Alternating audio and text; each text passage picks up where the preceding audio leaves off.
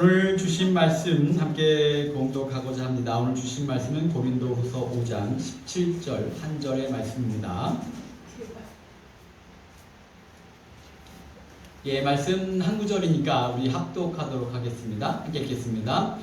그런즉 누구든지 그리스도 안에 있으면 새로운 피조물이라 이전 것은 지나갔으니 보라 새 것이 되었도다. 아멘.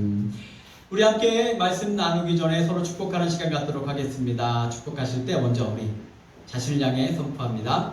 하나님께서 나를 위하여 축복의 새 역사를 시작하셨습니다. 아멘. 우리 옆에 분들 함께 축복합니다. 옆에 원하시는 분들 눈길을 맞으시며 축복하겠습니다. 하나님께서 당신을 위하여 축복의 새 역사를 시작하셨습니다. 아멘. 예, 감사합니다. 우리 선포하고 선포하면 하나님께서 반드시 이루어 주실 줄 믿습니다. 예. 오늘 새로운 피조물이라고 하는 제목으로 말씀을 함께 나누고자 합니다. 제가 지난해 돌아보면 11월 마지막 주에 김영 목사님 계실 때 와서 처음으로 인사를 드렸고 12월 첫째 주에 김인영 목사님이 2인 예배를 드리시고 12월 둘째 주에 와서 제가 담임 목사로서는 처음 예배를 드렸습니다. 그리고 캐나다에 올라갔다가 제가 23일 날부터 하던 일을 잠시 멈추고 1월 8일까지 기간적으로는 약 15일 주일로는 3번을 지켰는데 그때가 교회적으로 참 모든 게 다 모여있던 때였어요. 이제 오자마자 드렸던 예배가 대강절 마지막 주, 다시 말하면 성탄주일이었죠. 그래서 대강절 마지막 주 예배를 드렸고 12월 25일 날 아마 제가 듣기로 코로나 기간 동안 성탄 예배를 따로 드리지 못했는데 그래도 그때 기억하시죠? 성탄 예배를 제가 와 있는 동안 한 번이라도 더 성도님들 얼굴 뵙고 예배 드렸으면 좋겠습니다 해갖고 여러분들이 다 기쁨을 오셔가지고 그때 대강절 이렇게 성탄절에 권사님들이 촛불 켜면서 성탄 예배를 같이 드리고 정말 행복하게 시간을 보냈습니다. 그리고 끝나자마자 12월 31일이 송구영신 예배였습니다. 그래서 주일 예배를 드리고 그날 저녁에는 저희가 떡만둣국을 준비해서 같이 이렇게 저녁을 나누고 예배를 드리고 제가 안수 기도를 이렇게 했었는데 그날도 사실 얼마나 오실까 했는데 거의 모든 성도님들이 다 참석하셔갖고 다 정말 예배 드리시고 제가 지금도 기억이 납니다. 끝나고 나서 이제 기도 받으신 분들 중에도 안 가시고 계신 분이 계셔서 저도 위해서 기도해 주세요. 그래서 이 앞에서 다들 손 꼭 잡고 저희 가정을 위해서 기도해 주셨던 그런 일이 있었죠. 그리고 나서 1월 7일이 신년 예배이면서 벤츄라 감리교회 창립 30주년 예배였어요. 제가 말씀을 드리니까 새록새록 기억이 나실 겁니다. 그래서 창립 30주년에서 예배를 마치고 신교시에서 케이크 놓고 축하도 하고 그랬습니다. 그러니까 기간적으로는 불과 15일을 다녀가는데 그 기간 동안에 성탄과 연말과 연초 정말 많은 일정이 있어가지고 그때를 준비하기 위해서 제가 밴쿠버에 있는 동안 새벽이면 거의 3시, 4시에 매일 일어났던 것 같아요. 왜냐면 낮에는 시간이 없으니까. 그래서 새벽 3시고 4시고 깨는 대로 일어나서 설교 준비하고 기타 여러 가지를 준비하면서 5시가 되면 이때쯤에 권사님들이 교회 문 열고 들어오시겠구나. 이때쯤에 설교 시작했겠구나. 그래서 함께 하지 못하는 마음과 미안함으로 그 시간에 같이 기도하고 그러면서 시간을 준비했는데 그때 준비했던 것들 중에 하나가 2024년 교회 평화 실천 사항이었습니다. 좀 제가 읽어드리면 2024년 교회 표어로 새로운 마음, 새로운 인생, 새로운 부흥 고린도전서 5장 17절 말씀 오늘 말씀을 배경으로 했고요. 그 다음에 실천상으로 행복과 웃음이 넘치는 공동체 세우기. 그래서 제가 시끌벅적 교회라. 예배를 마치고 이제 그랬더니 정말 저희 교회는 예배만 마치면 2만 마디 채우느라고 오늘은요 1부 예배를 마쳤는데 1부 예배가 인원이 훨씬 적잖아요. 근데 끝나고 났는데 그런 거 있거든요. 성도님들이 그 뿜어내는 에너지 몇 명 안 되는데도 막 와글와글한 느낌, 정말 시끌벅적한 느낌, 막 기쁘고 막 서로 막 그런 예배를 오늘 아침에도 드리면서 감격했는데, 정말 행복과 웃음이 넘치는 교회, 성령의 9가지 열매를 맺는 성도 되기. 이제 성령의 9가지 열매도 이제 준비되는 대로 제가 말씀을 나누려고 하는데, 성령의 9가지 열매 맺는 교회, 삶과 일터를 교회로 세우는 성도. 저는 가정과 일터가 제2의 배추라 교회 되기를 간절히 원합니다. 가정과 교회가 분리할 수 없다 생각해요. 저는요.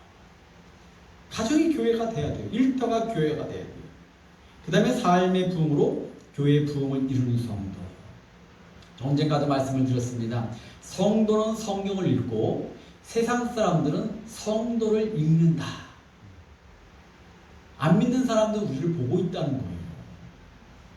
그러니까 신앙과 삶이 일치되는 그런 부분에 대해서 이것을 준비하면서 정말 문장을 만들고 단어를 바꾸고 고민하면서 준비했던 그런 시간들이 이제 생각이 납니다. 그래서 그때는 2월이면 올 줄 알았죠. 2월에 못 왔어요. 그래서 2월에 오면 이 말씀을 같이 나누면서 같이 목사와 성도들이 정말 우리 꿈꾸는 교회, 이런 교회 됩시다 라고 말씀을 드려야 될 텐데, 그게 안 돼갖고 미루다가 2024년 몇 개월 안 남았는데 이제서야 죄송하지만 이제서야 오늘 나누는데, 뭐 어때요? 금년에 못하면 내년에 또 하면 되니까. 그래도 저는 생각을 합니다. 정말 이런 교회, 새로운 마음, 날마다 새롭고 새로운 부흥과 인생을 주시는 하나님에 대해서 기대를 지금까지도 그래왔지만, 다시 한번 말씀을 나누는 가운데 정말 그렇게 해서 우리가 교회가 된다면 영적 부흥을 일으킬 것이며, 영적 부흥이 일어나면 숫자적 부흥도 일어나게 될 줄 믿습니다. 교회가 부흥하면, 축복받으면 그 축복이 또 어디에게 임하느냐? 가정과 자녀에게 임해요. 그래서 그런 꿈을 가지고 말씀을 시작하려고 합니다. 그래서 설교를 준비할 때는 바로 실천 표로 들어가려고 했는데, 어제 앉아갖고 설교를 딱 준비하는 순간 갑자기 막 모든 게 하나님께서 주시는 마음이 바뀌어졌어요. 딱 이러시더라고요. 근본이 바뀌어야지. 그런 얘기 하죠. 근데 근본이 뭐냐? 다른 게 없고 복음이더라고요. 인정하시죠? 사람이 노력하는 건요 얼마 못 가요. 작심삼일이라는 얘기하지만 요즘은 이렇게 말합니다. 작심삼초래요. 사람이 결단하고 마음먹는 게 오래 못 가요. 그런데 복음의 외요 하나님께서, 성령님께서 바꾸셔야 우리는 근본적인 변화가 있게 될 줄 믿습니다. 교회 표가 뭡니까? 바뀌자는 거예요. 성장하자는 거예요. 그런데 근본적인 건 하나님께 매인자가 돼야 돼요. 그래서 오늘 설교를 준비하다 보니까 저도 이렇게 갈 줄 몰랐지만 복음에 대한 얘기로 말씀을 나누려고 합니다. 그래서 첫 번째 생각할 것은 불문입니다. 묻지도 따지지도 않아야 된다는 겁니다. 이 말은 여러분 기억하실 겁니다. 대한민국의 최고령 배우 이순재 씨가 언젠가 무슨 광고를 할 때 있던 광고 카피예요. 그건 특유의 억양으로 묻지도 따지지도 않는다. 그런데 세상을 살다 보면 묻고 따져야 될 게 굉장히 많아요.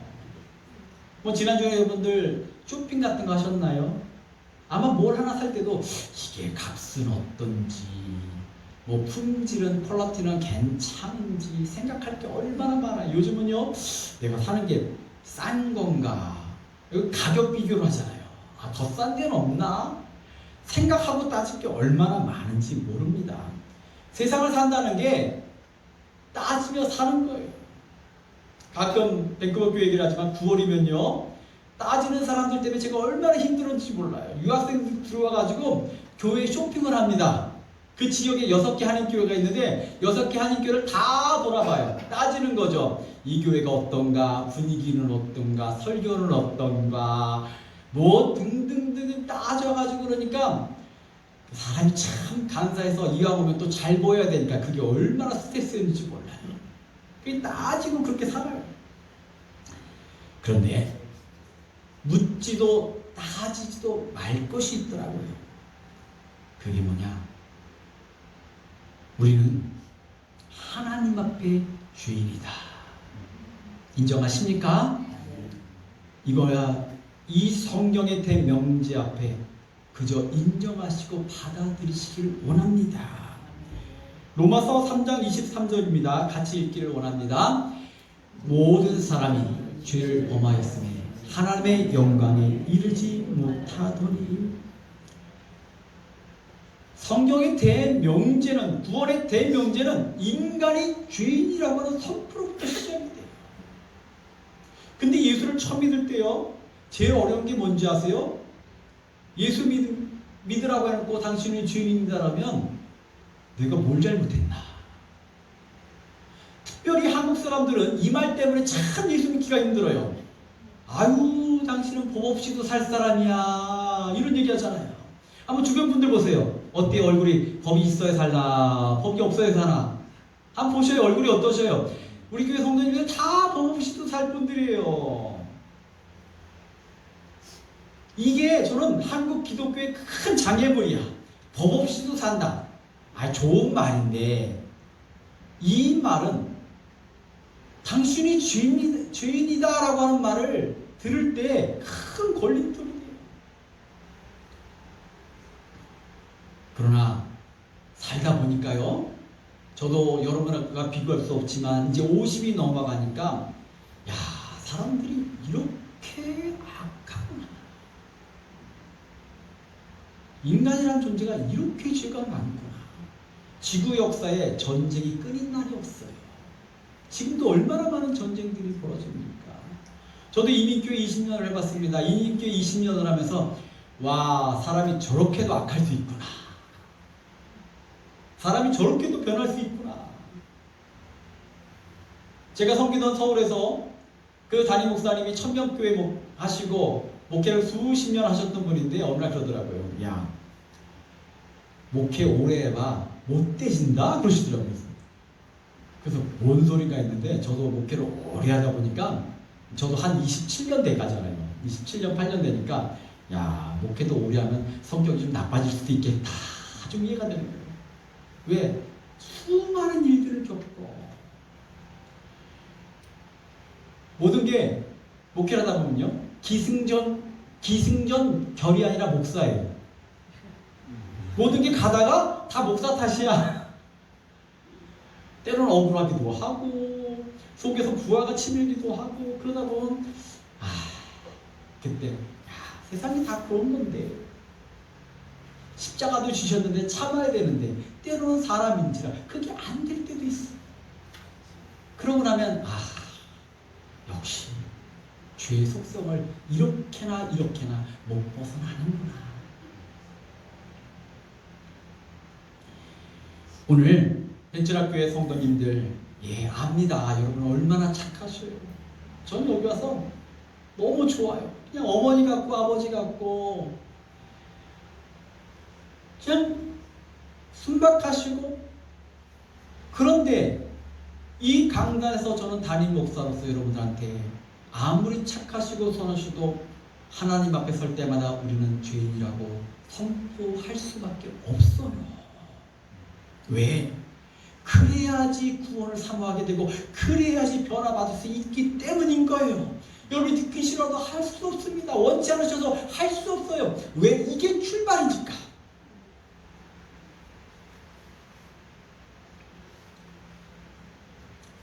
마가복음에 보니까 예수님의 첫 선포가 뭡니까? 회개하고 복음을 믿으라. 바울도 그의 말씀을 보면요, 예수를 만나기 전에는요 기세가 등등했던 사람이에요. 나 잘난 사람이야 그랬던 사람이 예수를 영접하고 나니까 디모데후서 1장 15절에 보니까 이렇게 고백합니다. 그리스도 예수께서 죄인을 구원하시려고 세상에 임하셨다 하였도다. 죄인 중에 내가 괴수라. 예수를 영접하고 어떤 존재인지를 알고 나니까 묻지도 따지지도 않고 그가 하는 말이 내가 죄인입니다. 우리가 스스로 죄인임을 인정하는 것, 그리하여 회개하는 것이 모든 변화와 성장의 출발이요 벤츄라교의 출발임을 믿으시기를 원합니다. 그래서 우리는 하나님 앞에 설 때마다 하나님, 제가 죄인입니다. 말씀대로 살지 못했습니다. 이렇게 나의 허물과 부족을 인정하실 때 우리는 오늘의 설교의 제목과 같이 새로운 피조물이 되는 역사를 체험하게 될 줄 믿습니다. 그러기에 오늘 우리가 주님을 인정하기에 우리가 얼마나 허물많은 존재임을 알기에 우리는 반드시 해야 될 것이 있는데 바로 우리는 예수를 영접하는 온 성도 되기를 간절히 축원합니다. 교회가 예수 빼면 뭐가 있어요? 오늘날 많은 교회가 갈등을 겪는 이유가 뭔지 아세요? 예수님이 안 계셔서 그래요. 세상에는요, 요즘은 이 시대가 자꾸만 사람의 생각과 마음을 높이는 경향이 있어요. 중요합니다. 저도 마음에 대한 얘기를 많이 합니다. 이 마음이 얼마나 중요한지 몰라요. 이 마음을 바꾸고 생각을 바꾸면 성공적 인생을 살 수 있다라고 하는 수많은 성공학 책들이 세상에 판을 쳐요. 저도 전에 읽었던 책인데 그 책을 다시 한번 그 인터넷에서 찾아봤습니다. 했더니 그 책에 그 한 면에 이 책에 대한 수많은 이야기가 나오고 있는데 제가 읽어드릴게요. 스탠퍼드 인간 성장 프로젝트. 스탠퍼드 샌프란시스코에 있는 스탠퍼드 대 아주 명문이잖아요. 스탠퍼드에서 만든 인간 성장 프로젝트다 이렇게 써 있어요. 원하는 것을 이루는 태도의 힘. 그 한 페이지에 담겨져 있는 내용인데 600만 명을 사로잡은 최고의 성공 심리학 강의. 빌 게이트가 말하기를 이것을 배우기만 해도 인생이 바뀐다. 제가 너무 많아서 다 안 적은 거예요. 더 있어. 아주 그 한 면에 수많은 화려한 문구로 이 책을 소개하고 있어요. 이 책이 뭐냐면 켈러 드웨이의 마인드셋이라는 책입니다. 저도 이 책을 읽어봤었는데 이 마인드셋, 마음가짐의 얘기예요. 두 가지 얘기를 합니다. 픽스드, 그러니까 고정된 마음을 가진 사람이 있다는 거예요. 그래서 이런 사람들은 해도 안 돼 그런 거예요. 해볼 필요도 없어. 어차피 안 될 걸 뭐해. 이런 사람이 있다는 거고, 한 사람은 성장형, 오픈. 그래서 하면 돼. 나는 하면 이룰 수 있어 라고 하는 이야기를 한다는 거죠. 그런 마음을 가졌다라고 하는 거죠. 제가 감히 대학자가 쓴 책을 부정할 수는 없습니다. 저도 이 책을 일부분 인정해요. 마음을 바꾸면 되는 일이 있어요. 저도 운동을 좋아하는데 운동을 하다 보면 안 될 것 같은데 그래 할 수 있어 I can do it 하면 이루어질 때가 있어요. 저도 아이들 키우다 보니까 아이들에게 그럽니다. 포기하지 마. 저는 아이들한테 항상 그런 얘기합니다. 해보고 후회해. 많은 사람들이 해보기도 전에 안 하는 경우가 있어요. 어차피 안 돼. 저는 이렇게 말합니다. 그러지 마. 후회는 나중에 하고 한번 해봐. 그렇게 가르쳐요. 마음의 태도가 중요한 거니까. 그러나 그거 아셔요? 마음만으로 다 이루어진다는 생각 자체가 바로 우상이라는 거. 마음만으로 다 할 수 있다는 것 자체는 그 말을 확장시켜보면요 어느 순간 내가 신이 되는 거예요. 사사기 말씀을 보면 사사기 17장 6절과 21장 5절에 두 번이나 같은 구절이 약간의 글자 차이는 있지만 똑같은 말을 반복합니다. 그때는 이스라엘의 왕이 없으므로 사람마다 자기 소견에 오른 대로 행하였더라. 자기 생각과 뜻대로 살았다는 거예요. 즉 왕이 없는데 자기 뜻대로 살았다? 내가 왕이야? 이러면서 살았다는 거죠. 하나님도 없는 거예요. 내 생각이 왕이고 내 생각이 옳은 거야. 그러나 아무리 우리가 마음을 먹어도 아무리 생각을 가져도 인간이 절대 극복할 수 없는 것이 있습니다. 영적인 영역이죠. 여러분 여쭙겠습니다. 여러분 죽음의 문제를 극복하셨습니까? 죽음에 대해 자신 있으십니까? 저희가 대학 때 목사 훈련 중에 하나가 장례식을 해보는 거예요. 그런데 그 과목에 무조건 A 학점을 받는 사람이 있어요. 그 사람은 누구냐? 장례식을 실습을 하는데 관에 들어가는 사람. 그 중에 한 명을 뽑아갖고 관에 집어넣어요. 그리고 관 뚜껑을 닫아. 근데 그 사람들이 나와서 공통적으로 하는 얘기가 그거 그냥 연습이잖아요. 실습이잖아요. 근데 관에 들어가니까 무섭대. 그래서 그 사람은 무조건 그 과목에 무조건 A뿔이에요. 그 말은 뭐냐? 사람은요, 죽음의 문제는요, 아무리 지식이 많은 능력이 있어도 마음을 강하게 먹어도 해결이 안 되는 거예요. 여러분, 천국의 문제 해결하셨습니까? 천국을 여러분이 결정할 수 있는 거예요.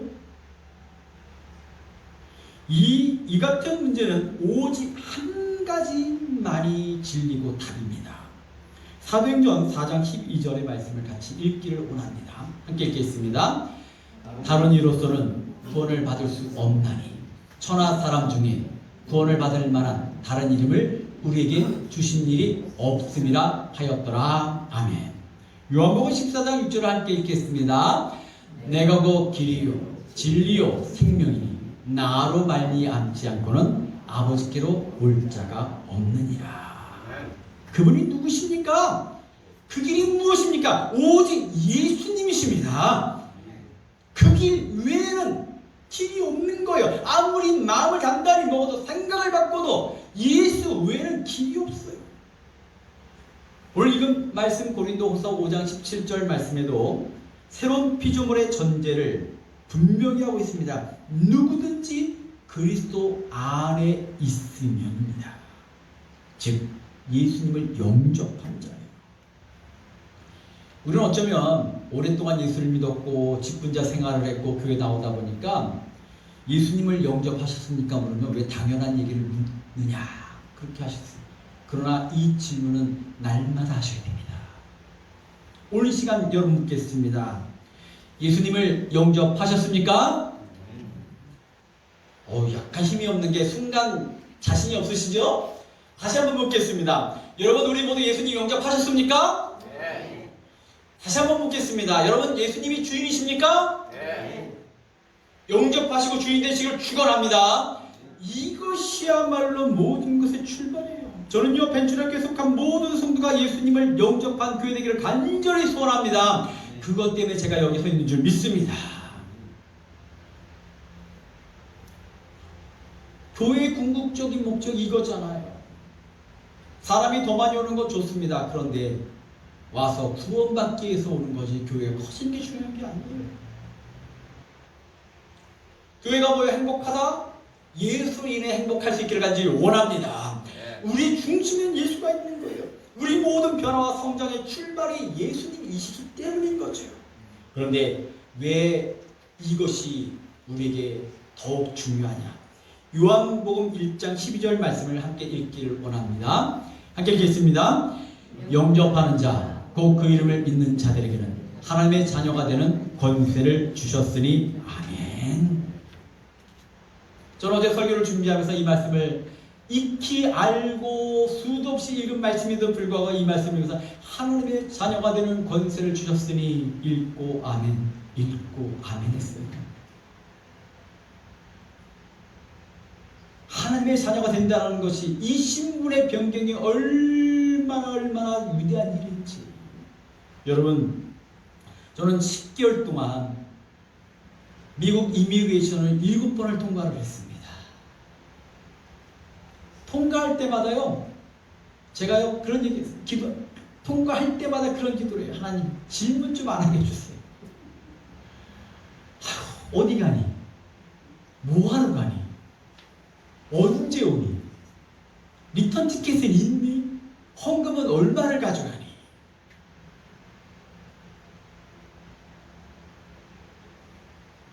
그래서 정말 어떤 날은 한두 가지 질문에 끝나기도 하는데 잘못 만나면 그 입술을 자꾸 바라보게 돼요. 저 입이 또 열리나? 제가 5월에 올 때는요, 그때만 해도 6번째 올 때잖아요. 그리고 아직 그때는 비자를 받기 전이잖아요. 정말 기도하며 들어갔고 다행히 짧은 답변이 끝나고 들어왔는데 그걸 넘어가면 그 앞에 의자가 있어요. 제가 다리에 힘이 풀려서 풀썩 앉았어. 그 10개월 동안 그렇게 애쓰고 수고했는데 거기서 걸리면, 근데 6번째로 오다 보니까 제일 제가 무서운 질문, 왜 이렇게 자주 가? 그 질문을 받을까봐요. 제가 정말 무서워. 통과하고서 들어와서 의자에 잠깐 앉았다가 비행기 타러 갔어요. 근데요, 이번에 제가 주님의 은혜와 여러분의 기도 가운데 신분이 바뀌었잖아요. 묻더라고요. 뭐하러 가니? 나 알비자 받았어?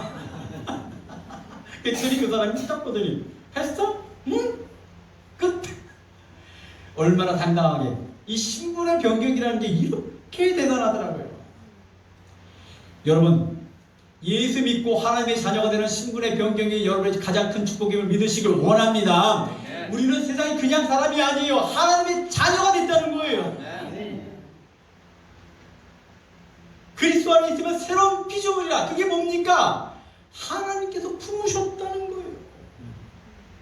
이제는 죄의 노예가 아니라 하나님의 자녀가 됐습니다. 하나님의 자녀가 된 신분이 바뀐 거예요. 새로운 피조물이 된 거예요. 예수님을 영접하면 하나님께서 언제나 우리 편이십니다. 제가 어버이 주일이 되면 거기 어린 자녀들이 많으니까 아이들에게 이런 얘기합니다. 부부가 뭔 줄 아니? 제가 이런 얘기, 평생 내 편이야. 가끔 영화나 드라마를 보면 그런 게 있잖아요. 자식이 실수로 사람을 죽였어. 그런데 엄마가 자식을 위해서 그 죄를 대신 뒤집었어. 왜? 평생 자식 편이니까. 하나님이 여러분을 사랑하는 야는 표현인데 성경에 나오는 가장 큰 표현 중에 하나가 궁휼이라고 하는 단어가 있어요. 말이 어렵죠. 근데 궁휼이라고 하는 단어의 원어를, 히라버 원어를 살펴보면 이런 얘기요. 옛날에 의학이 발전하지 않던 시절에 아이를 출산 때 난산이 많았잖아요. 그래서 의사와 산모가 애를 쓰고 기다리는데 마지막 순간이 되면 선택해야 되는 순간이 온대요. 그 선택이 뭐냐? 애기냐 엄마냐는 거예요. 애기를 죽여 엄마가 살 거냐, 엄마를 죽여 아이가 살 거냐. 의사가 묻는데요.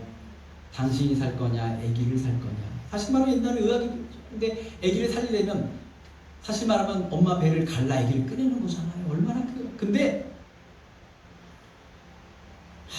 참 엄마란, 이게 아빠들이 쫓아갈 수 없는 엄마의 마음이 있는데, 그때 엄마들이요, 내가 죽어도 좋으니 아이를 살려라. 이게 궁휼이라고 하는 말의 시작이라는 거예요. 하나님께서 당신의 아들 독생자를 이 땅에 보내셔 그를 믿게 함으로 우리가 하나님의 자녀가 된 줄 믿습니다. 이것이 궁휼인 거예요.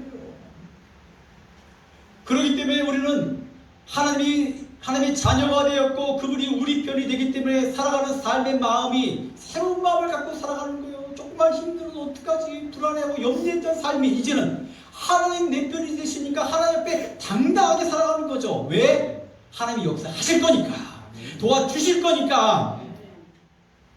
어제 새벽에 99대 1이라고 하는 말씀을 나눴습니다. 세상을 살다 보면 1대 99로 싸워야 될 때가 있어요. 쉽게 말하면 도저히 이길 수 없는 싸움이 있다라고 하는 거예요.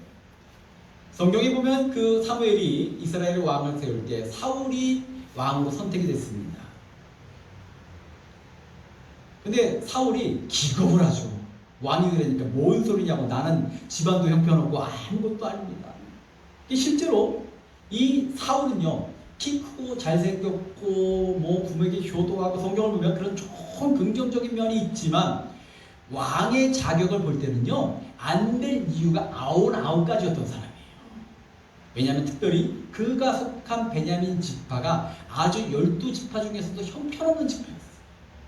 여러분 기회가 되시면 레위기 후반부를 보시면 레위기래 사사기를 보시면 레위 첩사건이라고 하는 유명한 이야기가 나오는데, 그때 베냐민 지파가 폴싹 멸망해요. 이스라엘 11지파가 이 베냐민 지파가 얼마나 괘씸했던지, 저놈들한테는 내가 딸을 보낼 수가 없어. 남자 600명이 살았는데 장가가 사람이 없는 거예요. 그만큼 정말 멸망을 당할 만큼, 없어질 만큼 그랬던 지파에 하나님께서 사울을 왕으로 선택하셨으니까 이 사울이 안 돼요, 못 돼요, 어떡해요, 나는 배경도 없고 경험도 없고 나이도 어리고. 그날 사무엘상 9장을 보면 사울이 사울과 더불어 지붕 위에 올라가 다락방에 가서 밤을 새겨 이야기를 합니다. 담화를 한다. 제가 그 얘기를 보면서 뭔 얘기를 했을까? 아마 밤새 사울을 했을 거예요. 안 돼요, 못 돼요, 난 조건이 아무것도 없어요. 그 앞에 사무엘은 어떤 얘기를 했을까? 저는 딱 한 가지 얘기만 했을 거예요. 한번 따라하겠습니까? 하겠습니다. 하나님께서 너와 함께 하실 것이다. 아멘. 우리 스스로에게 고백합시다. 하나님께서 나와 함께 하실 것이다. 아멘. 99가지가 안 될지라도 단 한 가지, 하나님이 함께 하시기 때문에 너는 왕이 될 수 있어. 이 메시지가 오늘 우리의 모든 변화의 출발이 되기를 간절히 원합니다. 예수 믿고 구원받으면 하나님의 자녀가 되었고, 하나님의 자녀가 되면 세상에 99가지가 우리를 방해할지라도 한 가지, 하나님의 능력으로 이루어지는 것이요. 저도 설교를 준비하면서 지난 10개월 돌아봤어요. 뭘 믿고 어떻게 여기까지 왔을까? 하나님이 인도하시고 책임져 주신 줄 믿습니다. 그리고 앞으로도 99대 1의 싸움이 지속되겠지만, 에베네셀라는 여기까지 도우셨던 하나님께서 앞으로 도우실 것을 믿어요. 저는 여기 와갖고 벤치로 와서 사실 교인들 외에는 한국인을 만날 기회가 거의 없는데, 어제 우연히 한국인 한 분을 만났습니다. 처음 여기 오신 지 얼마 됐어요? 그래서 예, 저는 온 지 얼마 안 됐고요. 벤츄라 감리교회 담임 목사로 오래됐습니다. 그러시냐고 얘기 들었다고. 저는 모르는데 많은 분들이 제 얘기를 들으신 모양이에요. 하여간 그러면서 아이고 힘드시죠? 그러면서 당신도 크리스찬인데 저 토레스 쪽에 1000명이 넘는 교회를 다니고 있다. 그런 얘기를 하셔요. 그러면서 얼마나 힘드시냐 그래서 예? 전 너무 좋은데요. 아니 모사 성도님 부모님들 같고 따뜻하시고, 그러니까 세상이 보는 관점은 숫자나 이런 것으로 보는 느낌이에요. 이 지역의 교회들이 다 숫자적으로는 열악하게 1000명이 모이는 교회의 관점에서 볼 때 어떨지. 근데 저는 아니 제가 행복할 수 있는 이유가 뭡니까? 이곳에 하나님이 계시니까, 예수님이 계시니까, 성령님이 인도하시니까, 그리고 성령과 예수님을 하나님을 사모하는 성도들이 모였으니까 좋은 거 아니에요? 제가요 금요일날 저와 더불어서 교회를 와갖고 이렇게 청소를 하는데 이런 마음을 했어요. 하나님, 주일날 오는 성도들이 깨끗한 교회 문을 여는 성도들마다 기쁜 마음으로 문 열고 들어오게 해주세요. 그러면서 청소를 좀 했어요. 백금도 하고 화장실도 닦고. 근데 여러분 생각해보세요. 교회가요 참 희한해요. 백큐을 한들 안 한들 별로 티가 안 나. 그렇잖아요. 티가 안 나.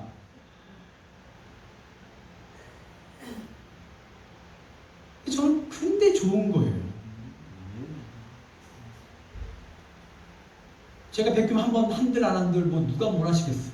근데 그 마음이 그래도 문 열고 들어왔을 때, 화장실 한번 갔을 때, 정말 이 성전에 오는 발걸음 기쁘게 와서 기쁜 마음으로 예배드리고 만나고 가는 거. 근데 저는 오늘 1부 예배를 마쳤는데 끝나고 나는데 몇 분 되시지 않는데 와. 그래서 제가 얼마나 하나님께서 또 내 그런 소망에, 마음에, 헌신에 응답하셨구나. 이 모든 출발이요 사람의 생각으로 되는 게 아닙니다. 하나님께서 기쁘게 하시고 섬기게 하시고 인도하시고 안 되는 일은 도우시는 그 하나님을 우리가 예수 안에서 믿기에 가능한 일인 거죠. 오늘 주 안에서 새로운 피조물 되기를 원하신다면 다른 거 없습니다.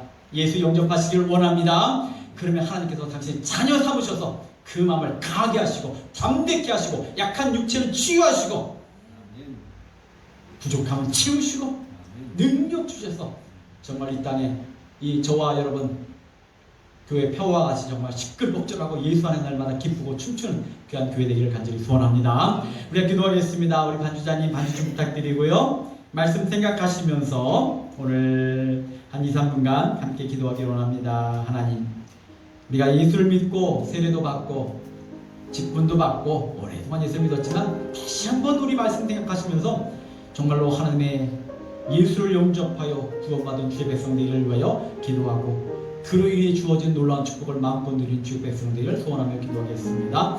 아버지 하나님이시여, 오늘까지 거룩한 주일에 저희들이 함께 예배를 드리며 고린도후서의 말씀으로 우리가 함께 새로움을 추구하고 소망케 하시니 감사를 드립니다. 이 모든 출발과 성장 변화의 아버지 하나님, 바로 예수 그리스도에 대한 분명한 그 복음을 믿고 영접하는 주의 백성들에게 인도하여 주옵소서.